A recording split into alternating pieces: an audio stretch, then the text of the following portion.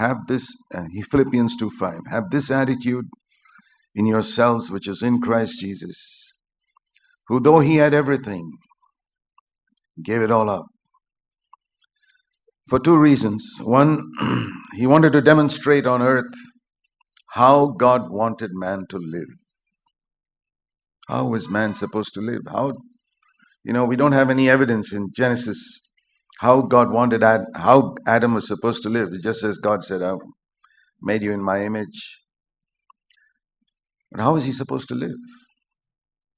Then Jesus came and demonstrated how Adam was supposed to live. And that is a life of helpless dependence upon God.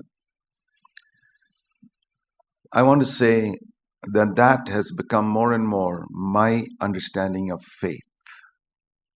There's a lot of talk about faith in the world today. Well, most of it is faith for making money or getting a bigger house or a car, or faith for healing.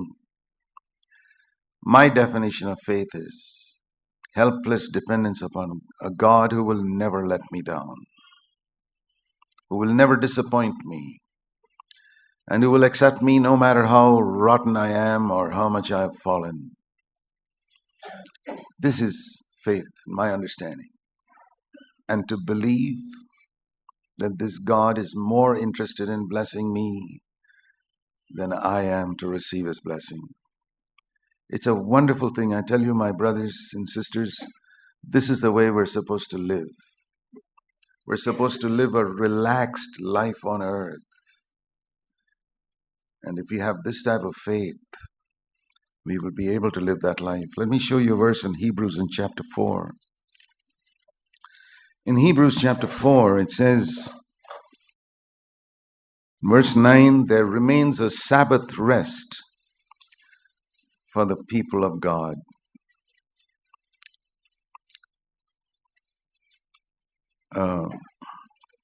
What does that mean? A lot of Christians in the world who have not understood what that Sabbath rest means. Some people think it's not doing any work on Saturday, not going to work, not doing any examinations, nothing on Saturday. Some people transfer it to Sunday and say, on Sunday I don't do any secular work, I read only the Bible. I respect them, appreciate them, God bless them, so long as they don't force it on others. I mean, you can, in the Gulf countries, they stop work on Friday. I don't have any quarrel with them either. They meet on Fridays. So whether you meet on a Friday or a Saturday or Sunday, besides the point. The point is, have you understood this Sabbath rest for the people of God? And that's not that type of Friday, Saturday, or Sunday. It's an inner rest of total freedom from fear of the future, from anxiety, tension, from bad moods, because I say, I have no resource but God, and he will never let me down. He will never let me down. It is impossible for God to let his helpless child down. Would you, as a loving father, ignore a little child of yours? You would rather starve than let him go hungry. My Father in heaven is better than that. He would rather starve than let me go hungry. He would rather see my need met than his own need met. That is what I see in the Spirit of Christ coming to earth. He didn't come here to meet his own need.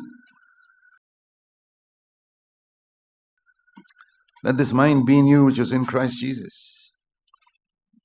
He came here to meet my need.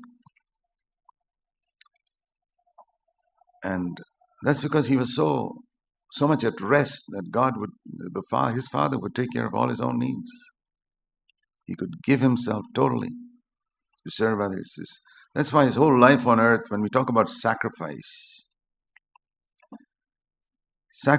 means I'm willing to give up something which I have every right to have. It could be a life of comfort, it could be money, it could be position, and I'm willing to give it up,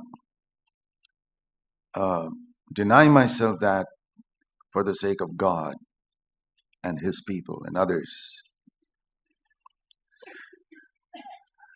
That's the Spirit of Christ. If you ask, if the angels were to ask Jesus, why are you going down to earth? Because there are needy people there. What are you going to get out of it? Nothing. But others will get something. If I go down and serve them aren't you going to suffer? Yeah, I'm going to suffer. That's worth it. To please my Father and to help others. That is the Spirit of Christ. What are you going to get out of doing that thing? What are you going to get out of going to church, for example, being a part of CFC? Ask yourself, what are you going to get out of it? If your thought is, well, it's a good place to go, my children will grow up in a God-fearing way, the Sunday school is good, it does good to my children, and it does me good too. We're good friends and fellowship. Good. That's the baby stage of the Christian life. There's nothing wrong in that. In the beginning, we come like that. Why did the prodigal son come home? He didn't come home to honor his father. He came home because he was hungry.